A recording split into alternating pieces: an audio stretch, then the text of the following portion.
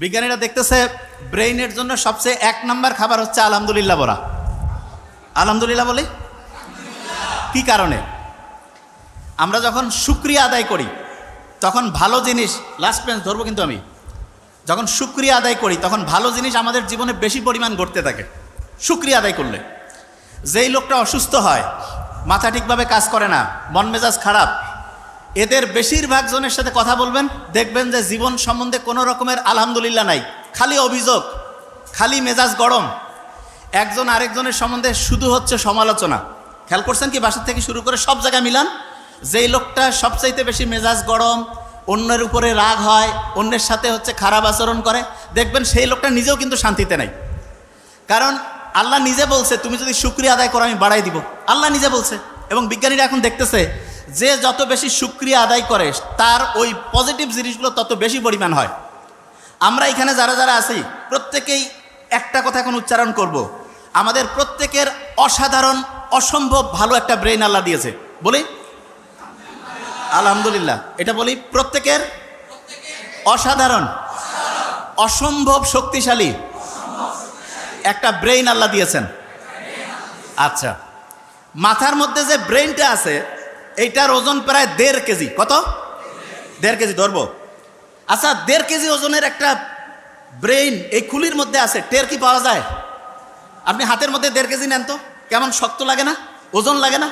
মাথার মধ্যে যে 1.5 কেজি ওজনের ব্রেইনটা আছে, এই যে সহজে সালাম ফিরাচ্ছি, এদিক ওদিক যাচ্ছি, সামনে পিছনে ইয়া করতেছি, ওই রকম কি 1.5 কেজি ওজন মনে হয়? আল্লাহ একটা অসাধারণ মেকানিজম করছে। সেটা কি? মাথার খুলির মধ্যে এক রকমের পানি রাখছে। পানি রাখার কারণে আমরা যখন নদীতে সাঁতার কাটি তখন আমাদের শরীরটা হালকা হয়ে যায়। এটা আর্কিমিডিস বলে একজন বিজ্ঞানী আবিষ্কার করছে।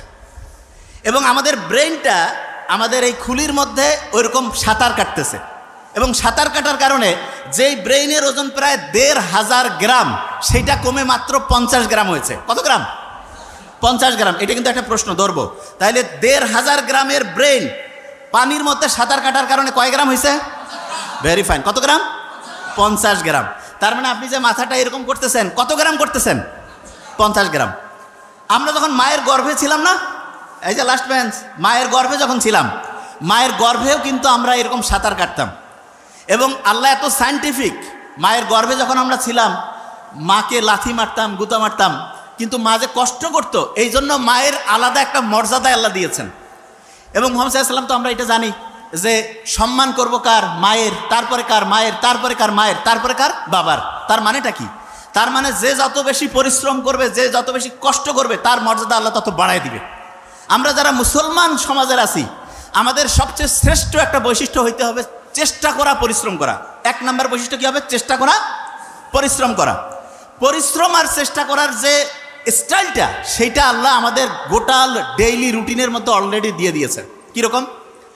মুসলমান যারা 5 ওয়াক্ত নামাজ পড়ে না, 5 ওয়াক্ত ফজর যখন আমি নামাজ পড়ি, নামাজ পড়ার পরে আমরা অনেকে মূর্খ, তো নামাজ পড়ার পরে ইচ্ছা মতো ঘুমাই গেলাম, তাই লাভটা কী হলো? আল্লাহ নামাজ পড়ার পরে আমাদেরকে পরিশ্রমে যাওয়ার জন্য সবচাইতে বেশি হচ্ছে উদ্বুদ্ধ করছে। নামাজ শেষ করো, তারপরে তোমার জীবিকা অন্বেষণে বের হয়ে যাও। জীবিকা অন্বেষণ মানেটা কি? স্টুডেন্ট যারা, সে কি টাকা ইনকাম করবে? নো, তার প্রধান কাজ কি? পড়াশোনা করা।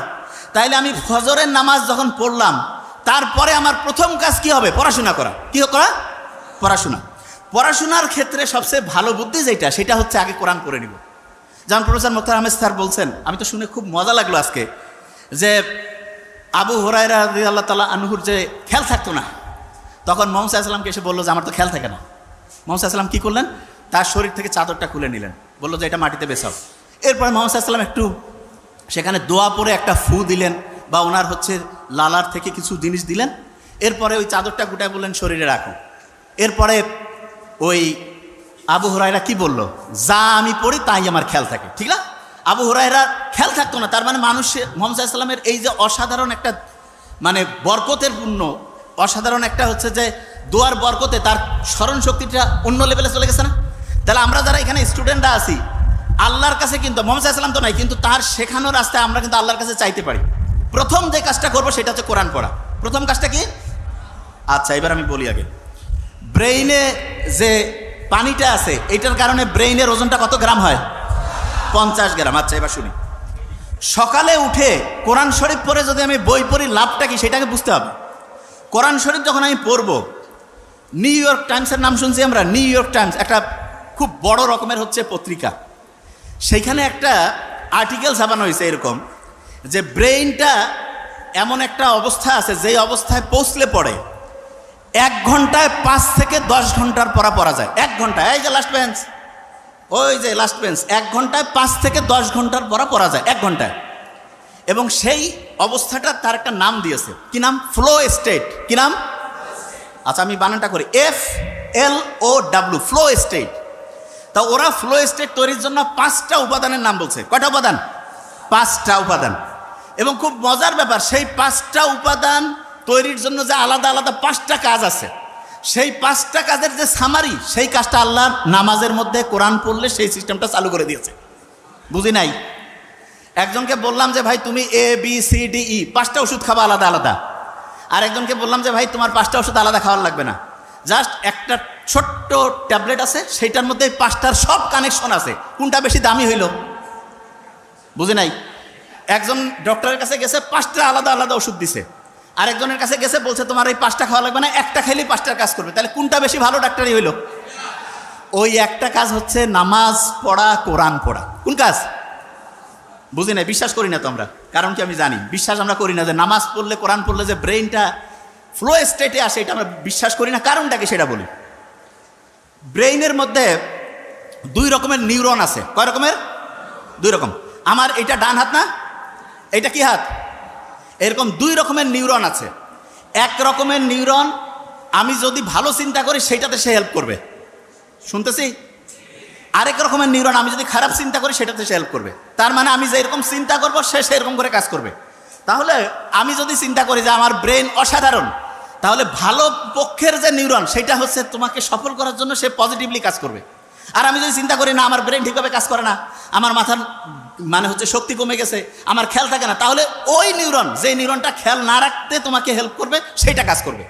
তাহলে আল্লাহ যে সবসময়, ইসলাম যে বলছে যে তুমি সবসময় ভালো চিন্তা করো, ভালো কথা বলো, ভালো উপদেশ দাও, এইটাতে আমাদের কি পজিটিভ ভালো কাজ করে, সেই নিউরনগুলো কাজ করে না খারাপ কাজ করে? সেটা কোনটা? ভালো কাজ। তাইলে আমি ভালো কথা বললে, অন্যের উপকার করলে, ভালো চিন্তা করলে আমার পজিটিভ নিউরনগুলো কাজ করবে না নেগেটিভগুলো? পজিটিভ। একজন যে অসাধারণ হয় তার কি নেগেটিভ নিউরন কাজ করে না পজিটিভ? পজিটিভ। আচ্ছা, এবার এই যে ঈদের সময় মানুষ লঞ্চে করে যায় না বাড়ি, ঈদের সময়?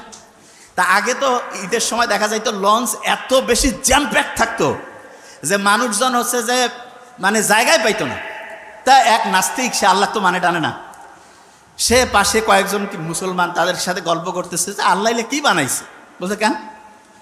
বলছে দেখো তো, এই যে বড় বড় যে চায়না, জাপান, আমেরিকা, এরা যে বড় বড় এরকম জাহাজ, তারপরে হচ্ছে যে এরকম ফেরি, বড় বড় বিমান টিমান যে বানায়, এগুলো দেখা যায় যে ওই বিভিন্ন ফ্যাক্টরির মধ্যে তৈরি করে, আলাদা আলাদা পার্টস থাকে, তারপরে সেই পার্টসগুলো এসে এক জায়গায় জোড়া দিয়ে একটা জায়গায় সুন্দর করে চলতে থাকে। তা বলছে এটা তো করে। বলছে আল্লাহ যদি এরকম করতো যে আমাদের হাতগুলো আলাদা খুলে রাখা যাইতো, পাগুলো আলাদা খুলে রাখা যাইতো, শুধু মাথাটা আর একটু বুক পর্যন্ত, তাইলে সবাই অল্প জায়গার মধ্যে হইতো, আর ওগুলা সবাই ব্যাগের মধ্যে জোড়া করে রেখে বাড়িতে নামার পরে আরাম করে আবার লাগাই দিয়ে চলে যাইতো। তা নাস্তিকের এই কথা শুনে কে আর কি কবে, সবাই কাছে আসলে আল্লাহ ধ্বংসই করে দিছে। ফজরের ওয়াক্তর সময় সেই নাস্তিক ঘুম থেকে উঠছে, উঠার পরে আশেপাশে যে আছে সবাইকে ডাকতেছে, ডাকার পরে বলতেছে ভাই আমাকে উজু করার সিস্টেম শিখাই দাও। বলছে কেন? কয় ভাই আমি যা করছি জীবনে বড় ভুল করছি, এখন আমাকে ঠিক হওয়া লাগবে। কেন, কি হয়েছে? বলছে গতকালকে আমি বললাম যে আল্লাহ যদি এরকম প্রত্যেকটা হাত পা আমার আলাদা আলাদা করে ছোট ছোট করে, ওই যে বড় গাড়ির যেমন স্ক্রু আলাদা করে খুলে খুলে ব্যাগের মধ্যে রাখা যায়, সেই সিস্টেম যদি আল্লাহ করতো, আর আমিও তো নিশ্চয়ই তাহলে ব্যাগের মধ্যে ওইটা রাখতাম। তা ব্যাগেরটা গতকাল যে ব্যাগের মধ্যে আমি আমার হচ্ছে টাকা পয়সা আর কাপড় চোপড় রাখছি, ওই ব্যাগ তো হারাই গেছে। যদি আমার ওই হাত পা ওই ব্যাগের মধ্যে রাখতাম তাহলে এটা তো নাই হয়ে যেত, আমি বাড়ি যাইতাম কেমন করে? বলছে আমি ভাই যা করছি ভুল করছি, নামাজ পড়বো, আল্লাহকে এখন থেকে ডাকবো। দেখেন একটা জিনিস, আল্লাহ কত সাইন্টিফিক, দেখেন আল্লাহ কীরকম সাইন্টিফিক, শুনলে অবাক হবেন। আমাদের একজনের হাত, একজনের পা, একজনের চোখ, কান আপনি চাইলেই কেটে আরেকজনকে লাগাই দিতে পারবেন না, যে ভাই এটা আবার কেমন কথা? হ্যাঁ, আপনি চিন্তা করেন তো, এই যে কালা জাহাঙ্গীর, পিস্তল, রাইফেল, কত নামের অনেকজনকে পাওয়া যায় না? কারো হাত কেটে যদি আরেকজনের হাতে লাগাই দিলে যদি সেই লোকটা বাঁচত, যেরকম শয়তানি সরকার থাকে বিভিন্ন সময় দেশে, এদের যাদের হাত পার দরকার হয় সবাইকে নিয়ে যায়, বিশেষ করে মাদ্রাসার স্টুডেন্ট তো খুব পছন্দ, ওদের নিয়ে যায় হাত টাত কাটিয়ে আরেকজনের লাগাই দিত, ঠিক না? দেখেন, আল্লাহ জানে যে এই মানুষ কি জাত, সেটা আল্লাহ তো ভালো করেই জানে।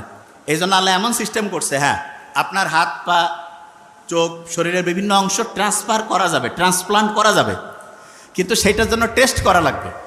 এবং সবচেয়ে ভালো হয় হচ্ছে, দেখা যায় সাধারণত যার সাথে রক্তের এবং অন্যান্য গ্রুপগুলো ম্যাচিং হয় তাদের জন্য ভালো হয়। তাই এইটা সাধারণত আত্মীয় স্বজন, নিজের ফ্যামিলি বা কাছের সম্পর্কের যাতে তাদের ভালো হয়, অন্যরাও হইতে পারে, তবে টেস্ট না করে যদি লাগাই দেন, যেই লোকটা বাঁচার কথা ছিল 6 মাস, সে দেখা যাবে যে 6 সপ্তাহে মরে গেছে। বুঝতে পারছেন আমার কথা? দেখেন আল্লাহ কি সাইন্টিফিক্যালি অ্যারেঞ্জ করছে জিনিসটা। আল্লাহ বানাইছে এই শরীরটা। অনেকে বড় বড় বিল্ডিং, কম্পিউটার এগুলো দেখে মনে করে ওরে বাপরে বাপ কি জিনিস বানাইছে। আপনি শুনলে অবাক হবেন, আপনার এই যে হাতের মধ্যে যে একটা ছোট্ট কোষ আছে না, কোষ, সারা পৃথিবীতে যত সম্পদ আছে এখন সবগুলো যোগ করে একটা কোষ বানাইতে পারবেন, একটা কোষ। বুঝেন নাই তো? আপনার আমার শরীরে প্রায় 1 লক্ষ ট্রিলিয়ন, মানে এটাকে আমি আসলে সহজ করে না বললে তো বুঝবেন না, আমি আগে ব্রেনটার কথা বলি, নোবেল যেটা বলে গেছে 86 বিলিয়ন, তার মানে 1 বিলিয়নে 100 কোটি, এরকম 86 দিয়া মানে 100 কোটির মতো 86টা, বুঝতে পারছেন? এইরকম শুধু এই যে খুলির মধ্যে আছে, আর সারা শরীরের কথা বাদে দেন, এই খুলির মধ্যে যেটা আছে তার একটা কোষ বিজ্ঞানীরা যত টাকা পয়সা আছে সবগুলো খরচ করে বানাইতে পারবে না, এখন পর্যন্ত চিন্তাই করা যায় না।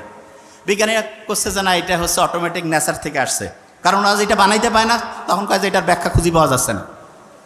এই যে ডারউইন যে আছে না, বলছে যে বান্দর থেকে আসছে, বিশ্বাস করেন মিথ্যা কথা।